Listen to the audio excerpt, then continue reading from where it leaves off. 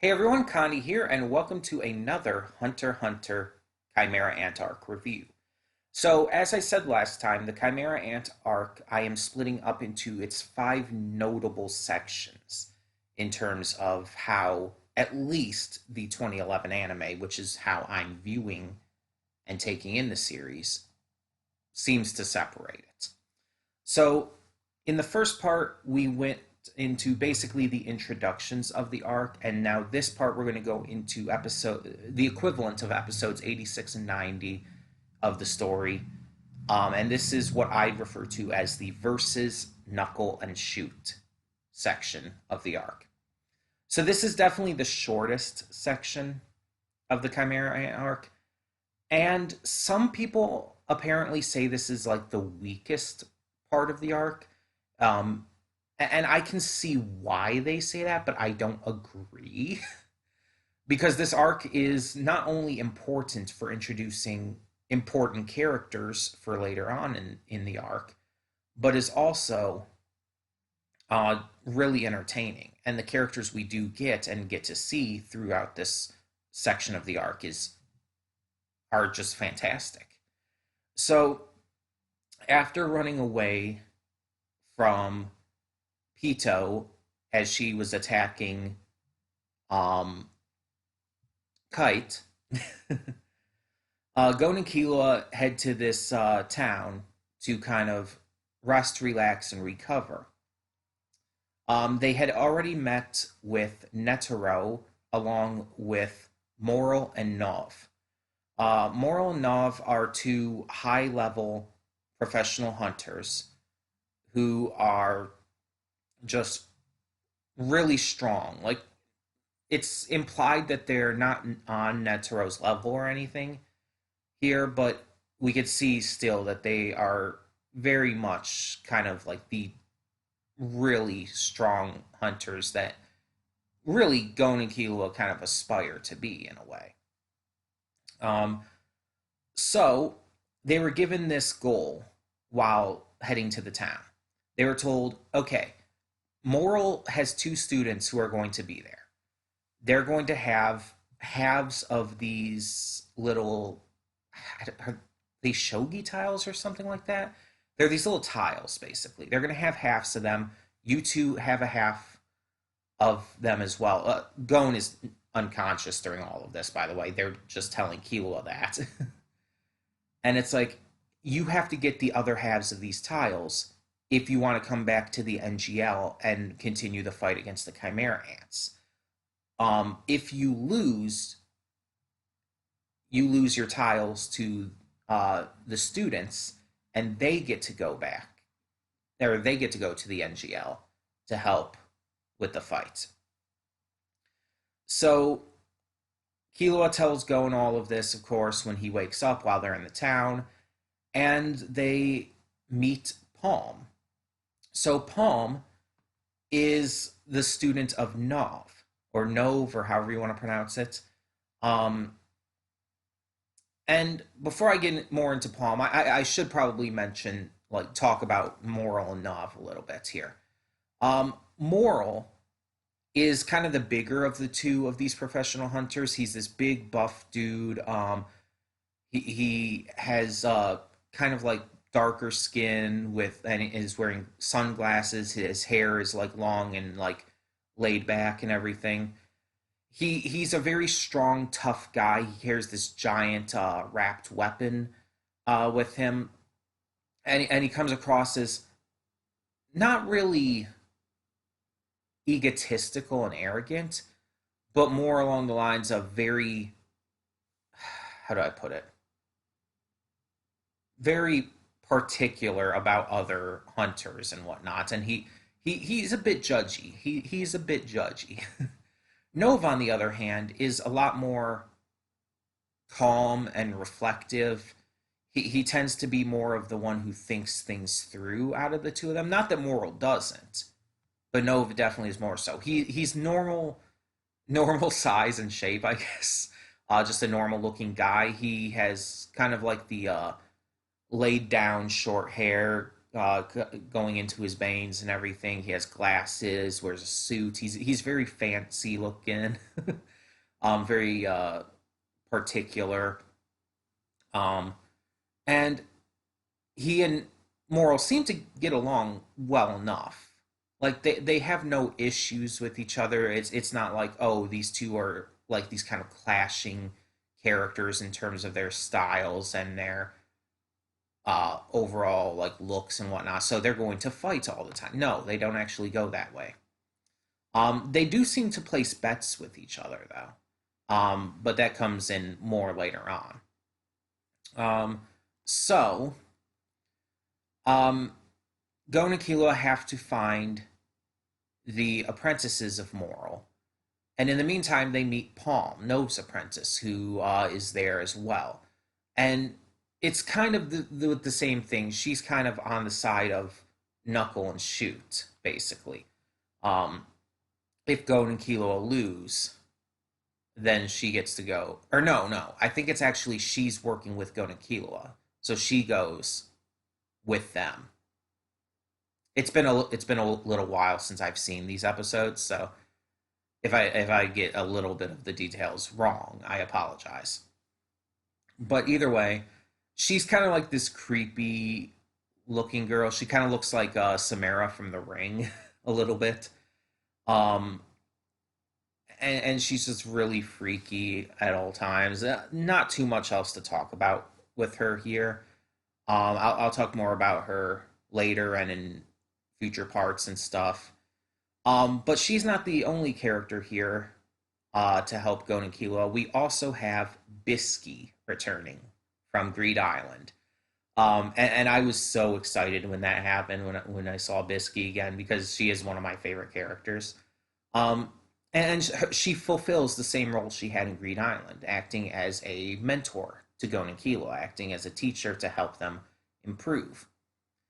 But during this time, Gon and Killua do happen to meet Knuckle. Knucklebine is one of the students of Moral, and this is a Tagashi series, so it's like you kind of have to compare him to Kuwabara from Yu Yu Hakusho because it's the same author and everything. But Knuckle is a lot smarter than Kuwabara. Kuwabara's kind of an idiot, but a lovable idiot, and he's still very strong. Knuckle is also very strong, a very strong professional hunter. Obviously not as strong as his master Moral, but very strong, very knowledgeable as well. He's pretty smart, but he's also kind of a hot-headed, uh, not really idiot, but doofus, I guess would be a more accurate way to put it. Um, and so we get to see kind of his personality shine throughout these episodes as well. We get to really know Knuckle. We see how much he loves animals, for example, like little puppies. Um, but we also see that through all of this, as they begin to fight Knuckle, as Gon and Gon specifically begins to fight Knuckle, we see that he's actually trying to help and whatnot. He's actually trying to give Gon advice and help him out along the way because he's not a bad guy. He's just fulfilling his role. He's just basically training Gon and Killua in a way.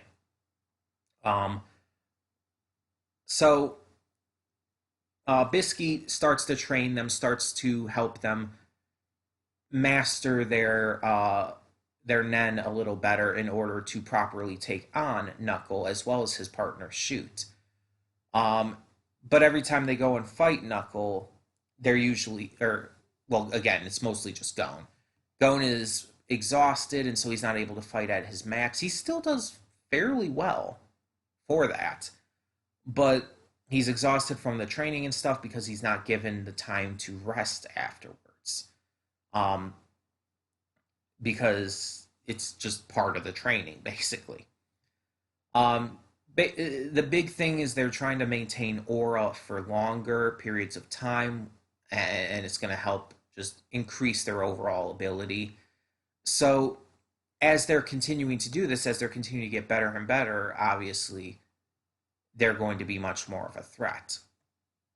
During this as well, Bisky confronts Killua about everything kind of going on, um, especially in regards to just how he's been like acting towards various stimuli, especially strong opponents and whatnot. And she warns him that if he keeps up this route, if he keeps on this route, he's going to eventually betray Gon, or he's going to have to leave him. And obviously, Killua doesn't want either option. So he's taking that threat very seriously. Um, so they continue to train, and Gon fights Knuckle throughout this, but continues to lose. And during this, let's talk about what Knuckle teaches to Gon and Killua as well. So, your aura is not just like a simple force within you that like goes in and out and everything. There's actually like limits to your aura, which we kind of already knew, but Knuckle actually can break it down into numbers, like actual percentages and numbers that for your aura to have. And he uses that with his Nen ability, called Chapter 11 Bankruptcy. With this, he creates this indestructible but also harmless um, creature, I guess you could call it, called APR. APR doesn't do anything except every minute it counts down further, or really counts up. It's like you have accrued interest.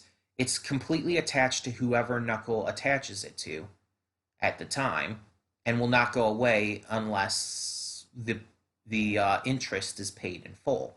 And the interest is paid through aura. When Knuckle attacks someone, he can put his aura into them. Basically, he can give them some of his aura. However, when the opponent attacks him back, the aura returns to him. However, again, APR will not go away until all of the aura is returned, and that is what the interest is.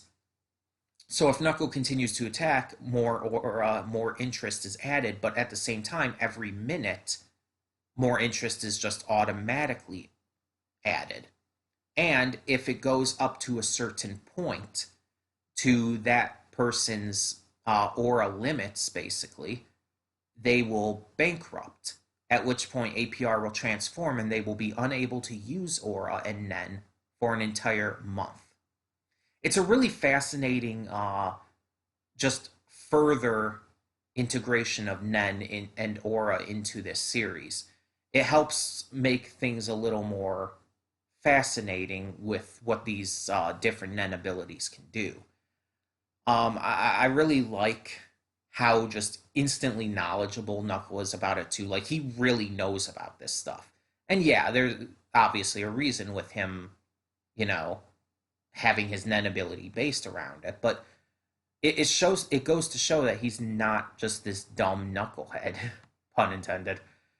He's actually very smart and knowledgeable, and he knows what he's doing in terms of being a hunter. So while all this is going on, Palm is continuing to be just completely insane, threatening at points to kill Gon and Killua. Even Bisky's getting scared of her. She's not doing much yet. She seems to get along well enough with Gon, but that's about it. um, she's just being crazy and creepy and weird. But the training is getting better and better. And eventually they succeed and are allowed to have rest before going to meet Knuckle. We also end up meeting the other apprentice of Moral, Shoot McMahon. Shoot is a lot more serious than Knuckle. Knuckle's kind of a goofball, but Shoot is more of the serious member of the duo. He wears this long, like, robe. He has his hair tied back, and we find out quickly he's also a coward. At one point, he's planning to attack Killua, to go after him to, their mission is to get into the NGL as well. So he's planning to attack and to fight him then and there, but he ends up backing down because he's a coward. Um, which is definitely going to be talked about in future reviews of this arc. But yeah, we get to see the differences in personalities between these two. Knuckle is a goofball, but he's also very brave, very just in your face about things, but also genuinely wholesome and likable. Shoot, on the other hand, is very reserved and quiet and serious, but at the same time, he's a coward. He's not great with fights. He'll do it if he has to. He's just not good with it. So later on down the road, Killua does end up fighting Shoot, and we see a little bit of Shoot's ability. We also see that Shoot only has one arm, but that's actually part of his Nen, using it with this cage as well as some really interesting abilities, having like hands and stuff fly all around, and it's a little weird and a little creepy, but also really cool. um, but Killua ends up running away, not out of fear, but because he's always been trained and taught by his family to run away from opponents who are stronger than him. And he's kind of just continuing to show that something's clearly wrong here. Knuckle uses APR to defeat Gon, and although Gon does have some good strategies thrown in using his Jajanken move, which is basically just using rock, paper, scissors to attack, mostly rock, though he does use paper at this point as well. Um, he just doesn't really stand a chance and ends up expending all of his aura. So by the end, Knuckle and Shoot win. And they get to continue on while Gon has to deal with not being able to use his Nen for 30 days. It's one hell of a surprising part of this arc because Gon and Killua, like, yeah, they're the main characters and you expect them to win, but no, they very handedly lose here. Like, they do well enough, but they very much lose. Knuckle and Shoot also are just these really interesting characters introduced that, especially Knuckle, that you just really like right off the bat. Palm is kind of crazy and weird, but she, again, doesn't really do too much at this point in time. More will come of that in the future. But for now, she's just kind of being creepy and whatnot. Um, but yeah, it's really refreshing to see our heroes basically just so, I guess you could say, for lack of a better term, under leveled.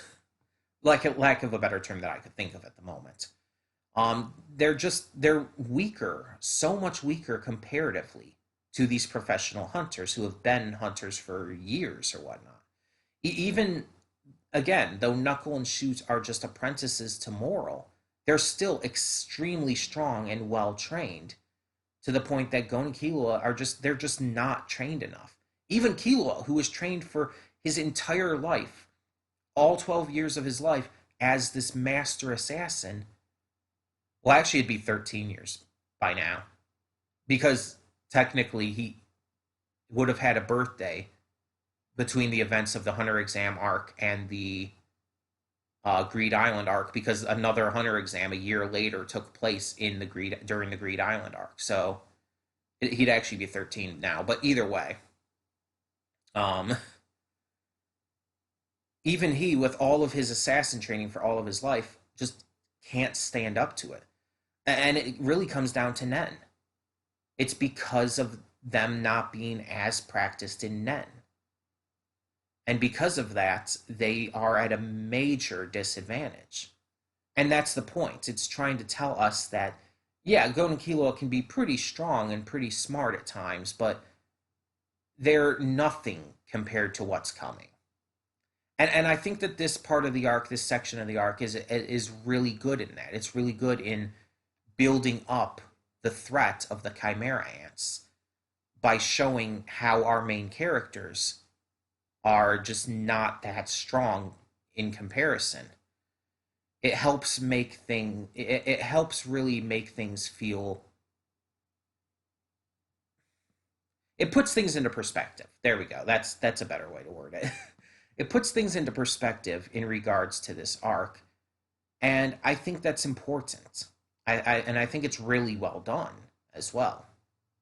So I really like how that they've handled this section of the arc. It's very short comparatively. Like it's only like 5 episodes, 86, 87, 8, 9, and 90. Only 5 episodes long. But at the same time, within those 5 episodes, it does everything it needs to. It perfectly shows us like the levels that our characters are at, introduces some new great characters for later on, and just kind of takes a breather for a moment. Because after like getting introduced to Neferpito and everything, it's like you kind of need a breather. At least I did. Because again, by far, that was the most intimidating, scariest part of this arc so far. Just the introduction of Pito, seeing her ability, just the aura surrounding her, the way they presented her as a character was legitimately frightening, and I still love it. But we needed a breather after that, and so having this little like training section of the arc actually made a lot of sense for that. But that's pretty much all I've got to talk about with this. Again, I'll talk more about these characters going forward as they become more relevant in certain parts of the plot. But for the time being, tell me what you thought of this section of the Chimera Ant arc, of the equivalent, again, for the 2011 anime, episodes 86 to 90, the versus Knuckle and Shoot section. Or I guess you could call it the training section, whichever you want to go with. But training could account for a lot of different parts of this series. Tell me what you thought either way, and thank you so much for tuning in. For now, I'm Connie, and I'm signing off. See you all next time.